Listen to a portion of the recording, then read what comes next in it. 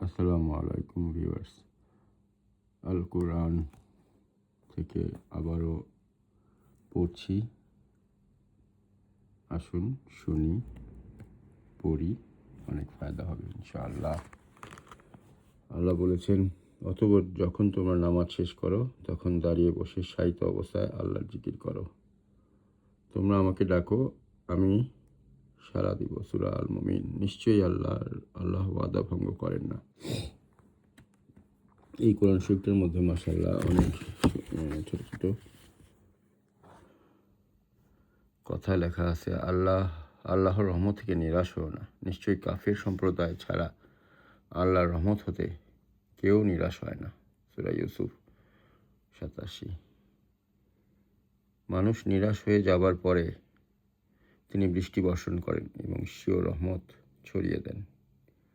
তিনি কার্যনির্বাহী প্রশংসিত। আল কোরআন পাঠ করো ধীরে ধীরে, স্পষ্টভাবে। সূরা মুজাম্মিল। আমি কোরআনকে বোঝার জন্য সহজ করে দিয়েছি। আলহামদুলিল্লাহ।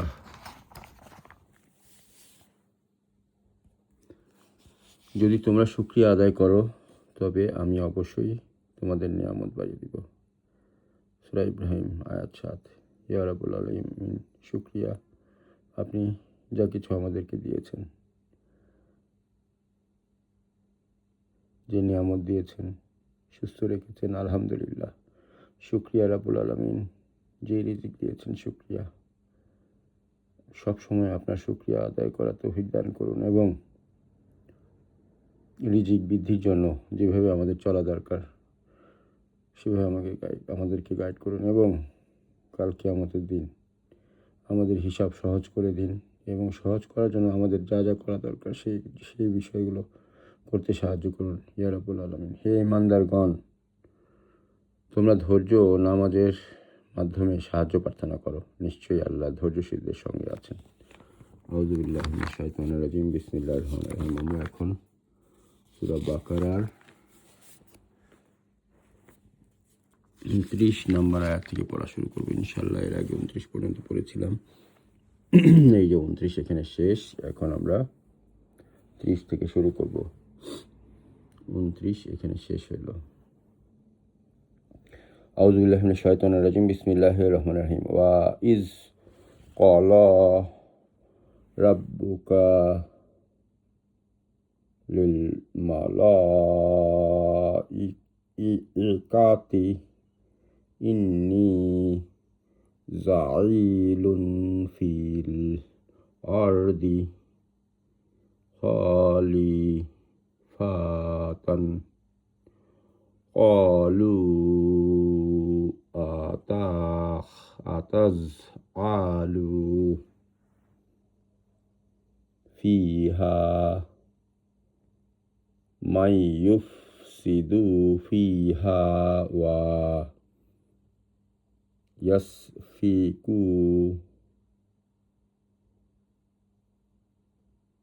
কুদ্দিমাআ ওয়া নাহনু নুসাব্বিহু বিহামদি কাওয়ানু কদ্দিসু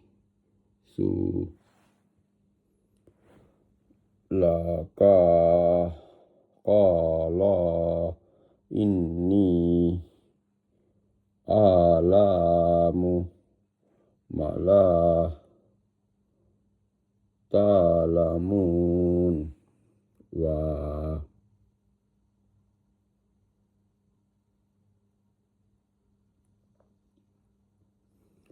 আল্লামা আদামাল আসমাআ কুল্লাহা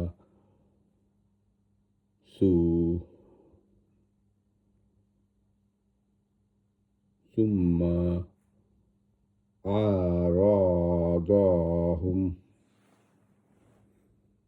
আলাল মালাইকাতি ফাকালা আম্বিউনি asma'i haula'i in kuntum shadiqin. Qalu subhanaka la ilma lana illa ma 'allamtana innaka antal alimul hakim.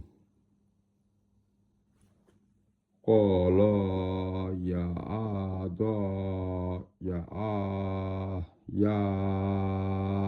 Adamu ambihum bi asma'ihim falamma amba'ahum bi asma'ihim qala alam aqul kullakum inni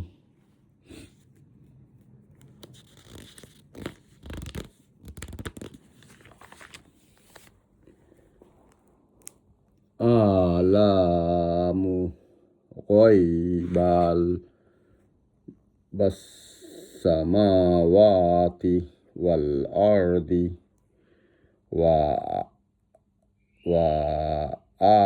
a'lamu ma tubduna wa ma kuntum taktumun. Wa iz qulna lil malaikati tisjudu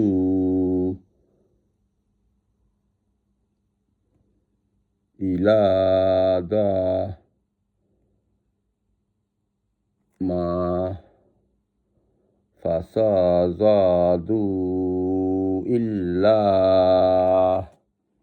iblisa aba wastakbara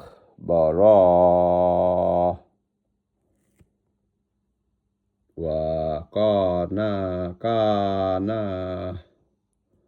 minal kafirin.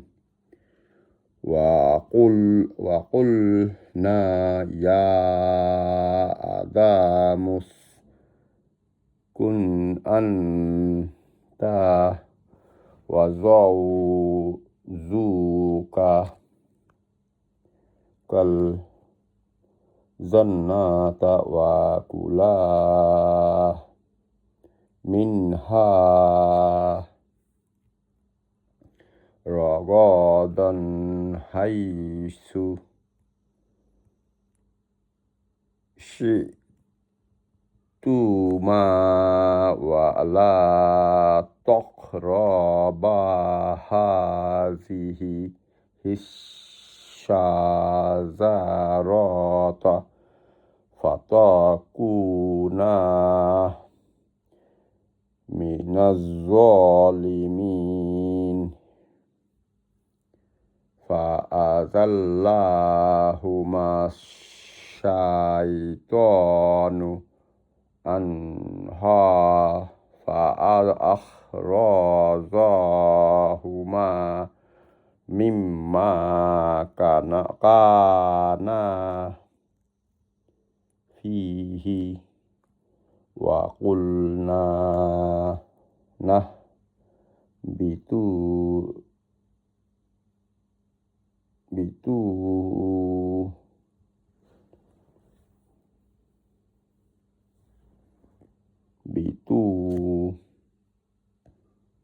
ba'dukum li ba'din aduwwu wa lakum fil ardi mustaqarru wa mata'un ila hin fatalaqqa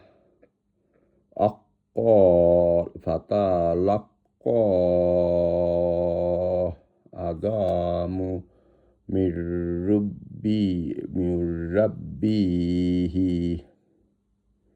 rabbihi kalimatin fataba alaihi innahu huwat tawwabur rahim.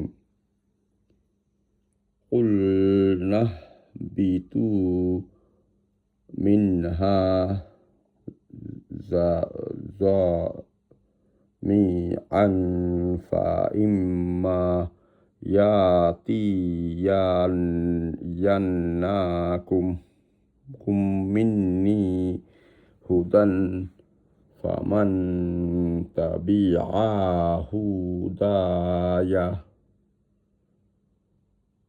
fala khawfun alaihim wala hum yahzanun walladzina kafaru wa kazzabu biayatina ulaika ashabun nari hum fiha khalidun. Ya bani Israila azkuru ni'mati lati an'amtu alaikum wa aufu di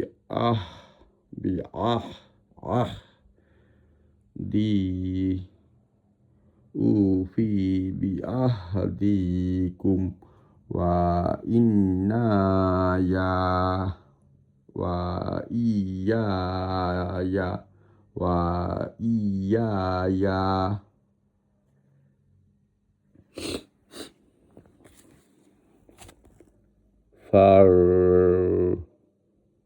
farhabun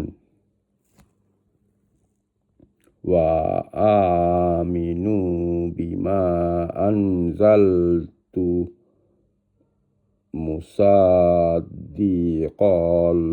lima ma'akum wala takunu awwala kafirim bihi wala tashtaru bi ayati samanan qalila wa iya afattaqun. Bismillahirrahmanirrahim.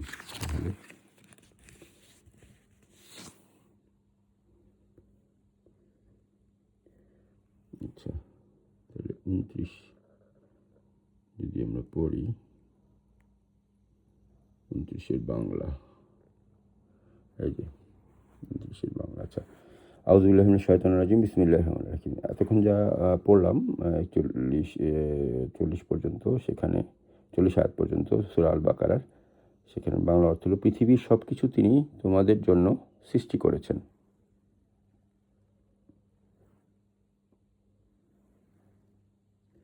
তারপর তিনি আকাশের দিকে মনোযোগ করেন এবং তা সপ্তাকাশে বিন্যস্ত করেন। তিনি সকল বিষয়ে বিশেষভাবে অবহিত। স্মরণ করো, আউযুবিল্লাহি মিনাশ শাইতানির রাজিম, বিসমিল্লাহির রহমানির রহিম। তোমার প্রতিপালক যখন ফেরেশতাদেরকে বলেন, আমি জমিনে প্রতিনিধি সৃষ্টি করছি, তারা বলল, আপনি কি সেখানে এমন কাউকে পয়দা করবেন যে অশান্তি সৃষ্টি করবে ও রক্তপাত ঘটাবে, আমরাই তো আপনার প্রশংসামূলক গুণগান ও পবিত্রতা ঘোষণা করি। তিনি বললেন, আমি যা জানি তোমরা তা জানো না। এবং তিনি আদম আলাইহিসসালামকে সকল বস্তুর নাম শিক্ষা দিলেন। তারপর সেগুলো ফেরেশতাদের সামনে উপস্থাপন করলেন এবং বললেন, এই বস্তুগুলোর নাম আমাকে বলে দাও, আমি যদি তোমরা সত্যবাদী হও। তারা বলল, আপনি পবিত্র, মহান, আপনি আমাদেরকে যা শিক্ষা দিয়েছেন তাছাড়া আমাদের কোনো জ্ঞানই নেই, নিশ্চয়ই আপনি সর্বজ্ঞ ও প্রজ্ঞাময়। তিনি নির্দেশ করলেন, হে আদম, এই জিনিসগুলোর নাম তাদেরকে জানিয়ে দাও। তখন সে সকল নাম তাদেরকে বলে দিল। তখন তিনি বললেন, আমি কি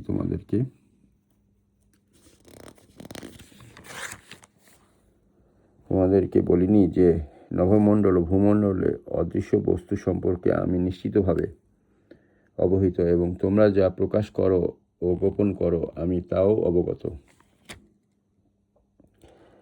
যখন আমি ফেরেশতাদেরকে বললাম আদমকে সেজদা করো, তখন ইবলিস ছাড়া সকলেই সেজদা করল। সে অমান্য করল, অহংকার করল, কাজেই সে কাফিরদের অন্তর্ভুক্ত হয়ে গেল। আমি বললাম, হে আদম, তুমিও তোমার স্ত্রী জান্নাতে বসবাস করো এবং যেখানে ইচ্ছে খাও, যেখানে যা ইচ্ছে খাও, কিন্তু এই গাছের নিকটে যেও না, গেলে তোমরা সীমা লঙ্ঘনকারীদের মধ্যে সামিল হবে। কিন্তু শয়তান তা থেকে তাদেরকে পদস্খলন ঘটালো এবং তারা দুজন যেখানে ছিল তাদেরকে সেখান থেকে বের করে দিল। আমি বললাম, নেমে যাও, তোমরা পরস্পরের শত্রু, দুনিয়াতে কিছু কালের জন্য তোমাদের বসবাস ও জীবিকা আছে। তারপর আদম আলাইহিসসালাম তার প্রতিপালকের নিকট হতে কিছু বাণী প্রাপ্ত হলো। অতঃপর আল্লাহ তার প্রতি ক্ষমা প্রদর্শন করলেন। তিনি অত্যন্ত ক্ষমাশীল ও পরম দয়ালু।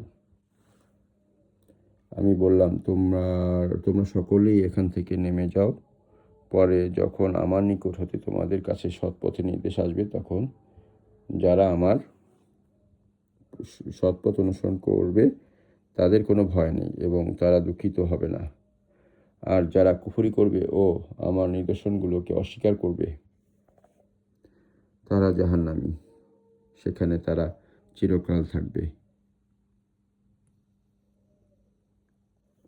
হে বনি ইসরাইল, আমার সেই অনুগ্রহকে স্মরণ করো যা দ্বারা আমি তোমাদেরকে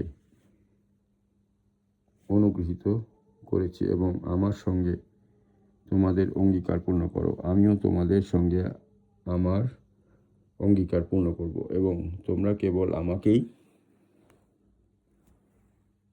ভয় করো। হ্যালো ভিউয়ার্স, আজকে 40 পর্যন্ত পড়া হলো, 41 পর্যন্ত শুরু করব। আজকে ইসরার দিন, 2026 সাল, ইসরা এবং মিরাজ, এই দুই ঘটনা আজকেই ঘটেছিল। তো এই রাতের ফজিলত আমি একজন হুজুরের কাছে জিজ্ঞেস করেছিলাম। হুজুরের নাম হলো এরশাদ আলী। তো ভদ্রলোক আমাকে যেটা জানালেন যে এই রাতের অনেক ফজিলত, এই রাতে যদি আমরা ইবাদত করি সেটার গুরুত্ব আছে। প্লাস আগামীকাল, আজকে হলো শনিবার, মানে আগামীকাল মানে গতকালকে উনি বলেছেন, মানে শুক্রবারে, মানে শনিবারে রোজা রাখলে এটার অনেক ফজিলত। এবং কত দিনের রোজা রাখার সময় বোধহয় আমরা এখন ভুলে গেছি। যাই হোক, মানে কালকে রোজা রাখার তাগিদ আছে, আমি কালকে রোজা রাখবো। তো ভিউয়ার যারা আমার এই চ্যানেলের ফলোয়ার আছেন, যারা মুসলিম ভাই বোন, তাদের উদ্দেশ্যে এই ভিডিওটি আমি ধারাবাহিকভাবে কোরআন শরীফ পড়ার এবং বোঝার চেষ্টা করি, সেটা রেকর্ড করে শেয়ার করি, যেন আমাদের যারা মুসলিম ভিউয়ার্স আছে তারা যেন কোরআন শরীফ বেশি বেশি পড়ার ব্যাপারে আগ্রহ প্রকাশ করি। আমরা সবাই মিলে যদি কোরআন শরীফ পড়ি, আমাদের বাংলাদেশের ভবিষ্যৎ অনেক উন্নত হবে, আমাদের নিজেদের ভবিষ্যৎ অনেক উন্নত হবে। তো সুতরাং কোরআন শরীফ পড়ার মধ্যে অনেক বরকত আছে। আমি কিছুক্ষণ আগেও সেটা পড়ছিলাম।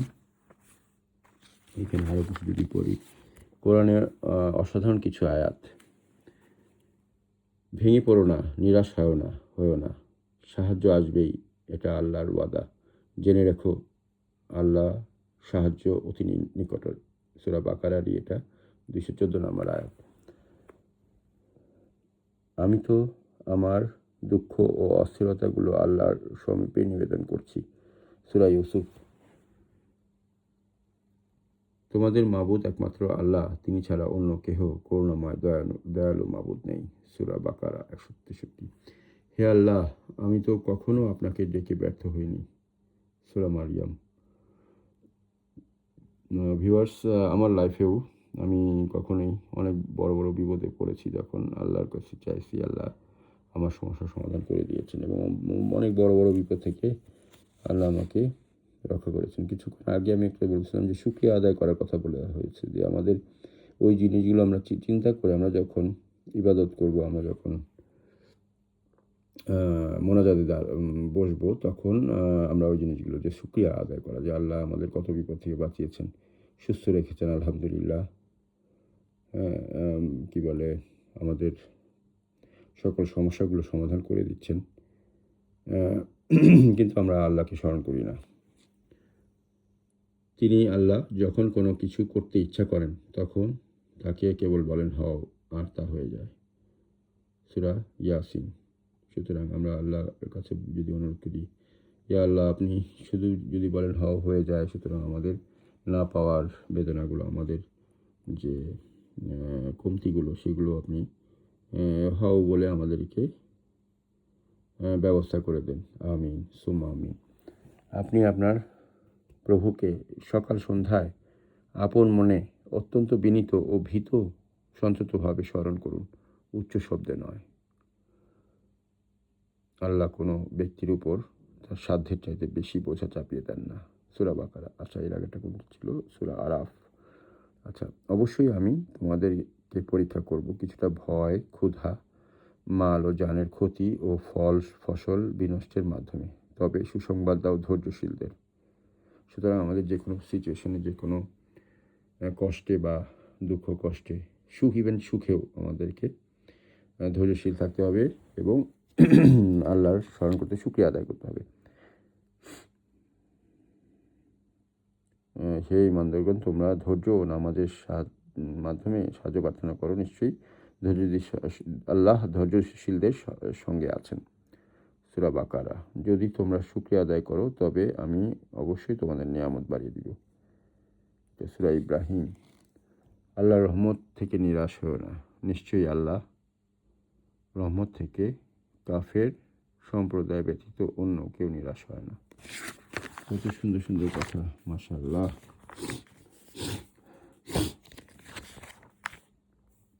আচ্ছা, আমরা যেটা পড়ছি ওখানে কিছু ফুটনোট ছিল, সেগুলো আমরা একটু দেখি।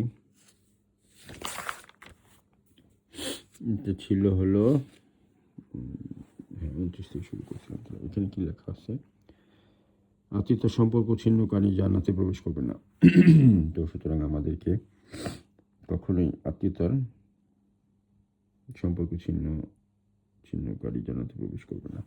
আমাদেরকে আত্মীয়তা রিলেশন কখনোই ছিন্ন করা উচিত নয়। যে যত ধরনের ঘটনাই ঘটুক, আমাদের উচিত যে আত্মীয়তার সম্পর্ক ছিন্ন না করা। কিয়ামতের দিন মুমিনগণ একত্রিত হবে এবং তারা বলবে, আমরা যদি আমাদের রবের কাছে আমাদের জন্য একজন সুপারিশকারী পেতাম। এরপর তারা আদম আলাইহিসসালামের কাছে আসবে এবং তাকে বলবে, আপনি মানবজাতির পিতা, আমাদেরকে আল্লাহ তাআলা নিজ হাতে সৃষ্টি করেছেন, তার ফেরেশতাদের দ্বারা আপনাকে সিজদা করিয়েছেন এবং যাবতীয় বস্তুর নাম আপনাকে শিক্ষা দিয়েছেন।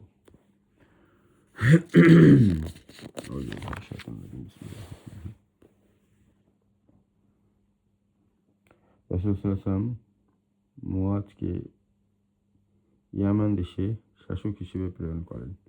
অতঃপর বলেন, সেখানকার অধিবাসীদেরকে এ সাক্ষ্য দানের প্রতি আহ্বান করবে যে আল্লাহ ব্যতীত প্রকৃত কোনো উপাস্য নেই এবং আমি আল্লাহর রসূল। যদি তারা তা মেনে নেয় তবে তাদেরকে জানিয়ে দাও যে আল্লাহ তাআলা তাদের উপর প্রতিদিন 5 ওয়াক্ত নামাজ ফরজ করেছেন।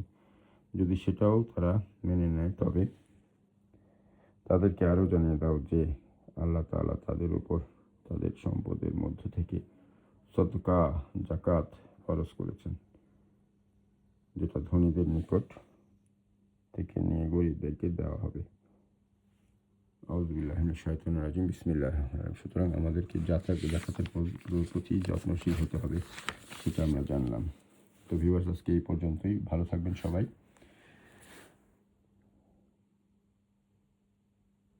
আসসালামু আলাইকুম।